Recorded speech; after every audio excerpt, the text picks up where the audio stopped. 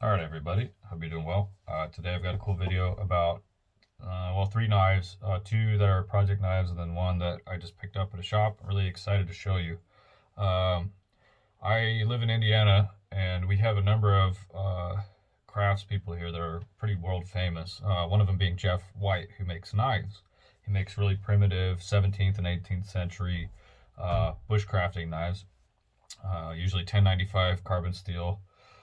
Fixed blade. They're really characteristic by the mill scale finish with the curly maple handles and the really bright, wicked sharp convex edges. So Dave Canterbury, who's a survivalist expert, he runs the Pathfinder school. He licensed Jeff White to make a bunch of knives for his shop, and you can pick them up on his website. So what was interesting to find, generally those are beloved and like heirloom status knives, and people love them, use them all the time. I found this one at a local shop, and I looked over and went, "Oh my God, it's a Jeff White knife!" And not only is it a Jeff White knife, it's a Pathfinder school knife. So on the sheath here, the sheath is really nice. It's made by Robert.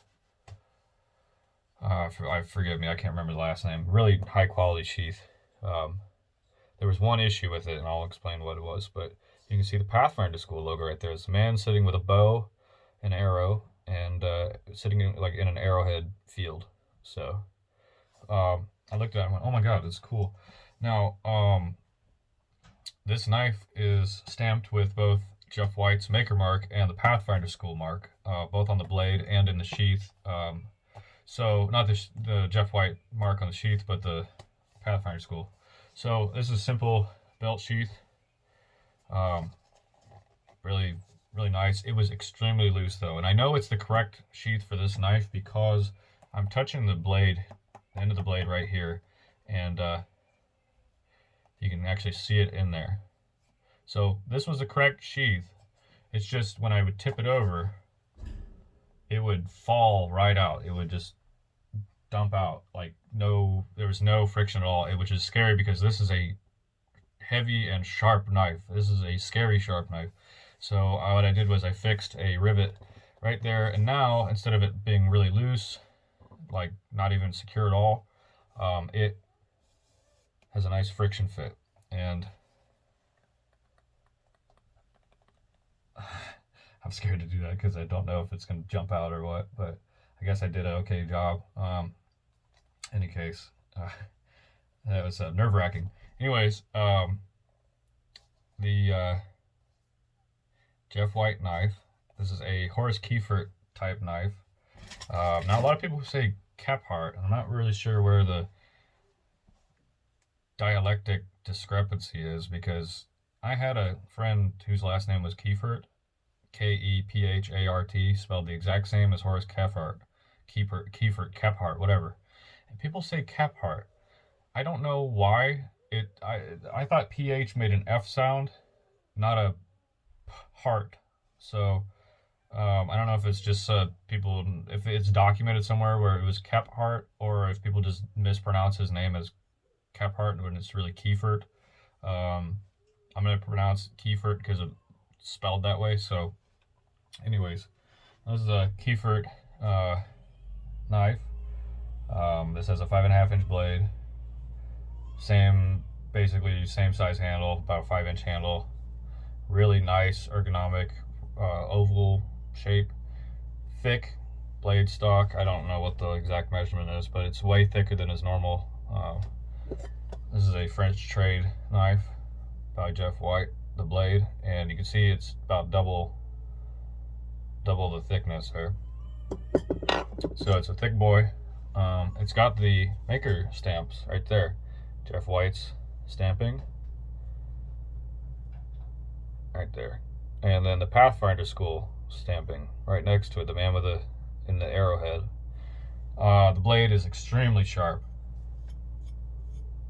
Really, really sharp. The blade is very hard, very rigid, very nice. The spine is 90 degrees, very flat and kind of sharp.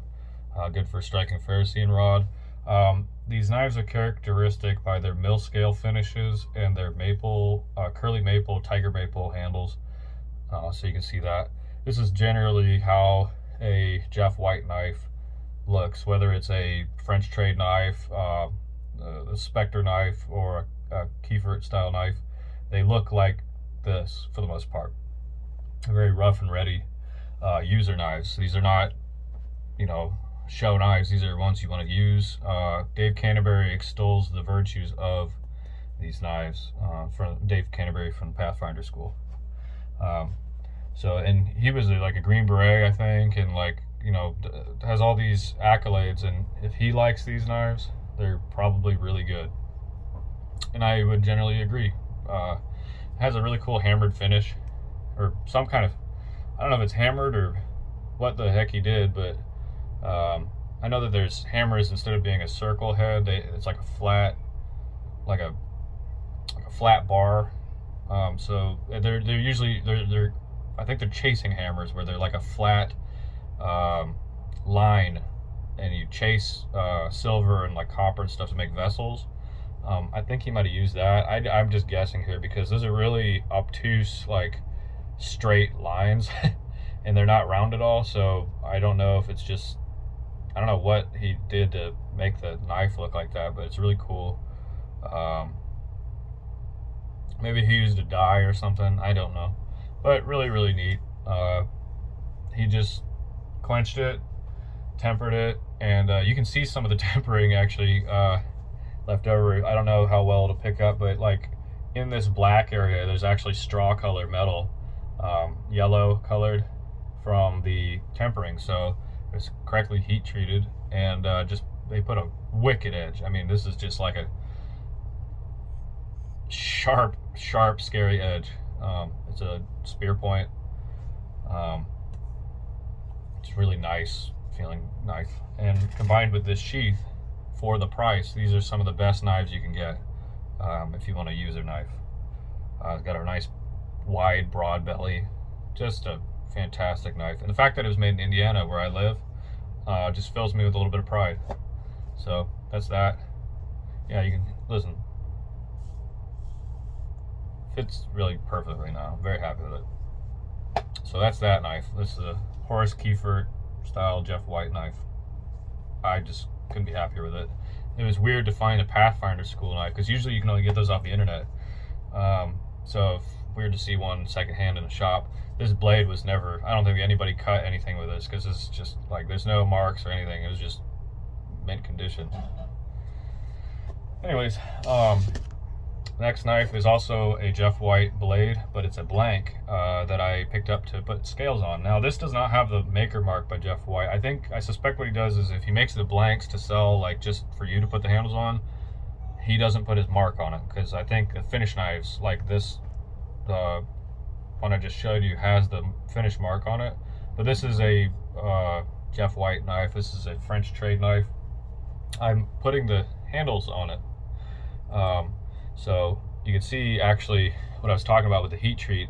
This is quenched, and that's what, in oil, that's what gives it this black color. And you can actually see the heat treating. You can see how there's a straw yellow color right here. That indicates a proper heat treating. On carbon steel knives, you generally want a straw color to a bluish color, somewhere between there, to indicate a proper heat treat. And he has shown that by not taking the mill scale off his knives.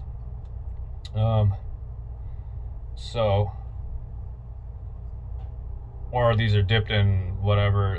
I'm suspecting it's still the quench, because it has the heat treat on it. But in any case, he put a convex edge on this, or a Scandi edge, somewhere between a Scandinavian and a convex, and it is scarier sharp than the Kephart. I mean, it is scary to put my hands anywhere near the front of this. So about a 1/8 inch thick, half as thick as the Kephart, roughly. I put in red oak handle scales on this. It's still rough because there's epoxy all over the place, but I did a good job gluing the top there, so it's nice and waterproof. But I like red oak handles. I think they look gorgeous with boiled linseed oil. And I'm going to experiment. I gave myself plenty of material to work with. I'm going to experiment with palm swells, or maybe I'll make the top really narrow and it fattens out towards the bottom. It's got a round butt, 3 pins, 3 brass pins that I actually had to turn down. I used a drill press and an angle grinder, and I turned the pins down so it would fit through because I had the wrong size brass. But all I have to do is just grind these off, and it's really quick. Secured with epoxy, plenty of epoxy. But in any case, I'll show you how it'll kind of look. But I might do just a simple kind of like this style handle where it's just a oval, or I might put a palm swell in it. I don't know. This is a really high quality knife, so I want to kind of do it justice. You can see wood has a really pretty grain. Red oak is very mild, but you can produce a lot of beautiful colors and textures in the knife. So I'll show you a knife that I just put the handles on, and I added a layer of boiled linseed oil just now. This is an old Hickory knife. I took the handle scales off, threw it in a bath of boiling apple cider vinegar, and so it turned the blade black, and then I gave it a little bit of a sharpen, kind of reminiscent to how Jeff White does it, is like an homage. But this is roughly the same thickness as the other knife. The French trade knife is about an 1/8 inch thick, 3/16 or whatever. So you can see this is the same material, red oak, as that handle. All I did was add boiled linseed oil to it. Now after this cures and dries, I'm gonna dunk it in and leave it in the linseed oil for about 24 hours to seal it. But you can see really beautiful wood grain patterning. And there's luminescence to this that you're not getting on the camera. Like right here and here, it's really like luminescent. Just really beautiful wood. I love red oak. Red and white oak are really nice for making handles, because they just make really beautiful wood grains. I took this from, I shaped it with 40 grit angle grinder. Gave it a nice palm swell. Feels amazing in the hand. It feels really, really nice. And gave it a palm swell. Then I took it to 80 grit on the belt sander, and then just used 100 grit, 120 grit, 200 grit, 230, and then 400 grit to give it a nice sort of, it's not glassy smooth, but it's pretty close there. It feels really good. And with the palm swell, it's just really nice. I want to touch it. So, and with this one, I intentionally left the glue popping out the top there. Instead of like on this one, I was very careful to keep the glue seam like really clean on the blade. I wanted this one to be popping out there because I want to use this knife a lot, and with that glue in the way there's no way moisture can get down into the handle scales, and I'm not bothered by a little bit of a glue seam there. So I think it's just fine. I'm not bothered by it at all. And usually what I would do is tape off right here, and so the tape would catch the extra epoxy. But in any case, this is a very sharp knife too. I put a bit of a convex bevel on it. It came with a really nice bevel, but I just kind of took it on sandpaper with a rubber pad and give it a good, that's why the finish is sort of worn off on the top. But I'm very happy with this knife. So this will be a little bit darker when I'm done with it, the handle, but that's sort of what I'm thinking about for this French trade knife. I know it won't be traditional, but it'll definitely be pretty neat. I love old Hickory knives. I have the 14-inch butcher knife that I did the same sort of style handle on, and that thing's really nice. I'll do it side by side with that, with this one. But yeah, that's, I secured it with pins, and I love this knife now. It's just perfect. So that's that old Hickory 7-inch butcher knife with red oak handles. Wicked sharp. All three of these knives are it's kind of scary to pick them up, especially this one. This one's like a X-Acto knife. Anyways, yeah, that's the complete Jeff White knife, or his Kephart style, complete with the marks and everything. So it's a legit one, legit, completely finished. Yeah, listen to the I'm really happy, proud of that. And then the French trade knife. And my take on an old hickory. So, yep, just loving the knife life, and hope you guys are having a good day, and I'll talk to you later. Thanks.